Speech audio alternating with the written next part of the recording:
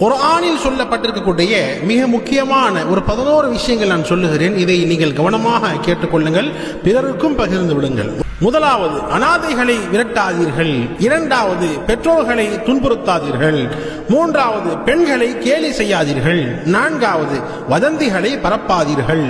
ஐந்தாவது, வாக்கு மாறாதீர்கள். ஆறாவது, கலப்படம் செய்யாதீர்கள்.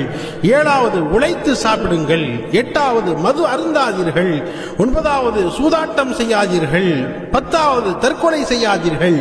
11 கொலை செய்யாதீர்கள் என்பதாக குர்ஆனுடைய அழகான இந்த 11 கட்டளைகளை பாருங்கள். சுப்ஹானல்லாஹ், குர்ஆன்ல என்ன இருக்கிறது? குர்ஆன் முழுக்க முழுக்க இவ்வுலக மறு உலகத்தில் செய்யப்படுகிற அத்தனை நற்காரியங்களையும் அல்லாஹ் நமக்கு தெளிவாக சொல்லி காட்டுவான். இனி உலகத்தில் எப்படி நல்ல முறையாக வாழ்றது, நாளை மறுமையிலும் எப்படி சிறந்த மனிதர்களாக அல்லாஹ்வுடைய திருப்தி பெற்றவர்களாக சொர்க்கத்தில் எப்படி செல்றது, இதுதான் குர்ஆன் முழுக்க முழுக்க மனித சமுதாயத்திற்கு எடுத்து காட்டக்கூடிய அழகான ஒரு கிதாப். அல்லாஹ்வுடைய வேதம் கிதாபுல்லாஹ் குர்ஆன் ஷரீஃபாக இருக்கிறது.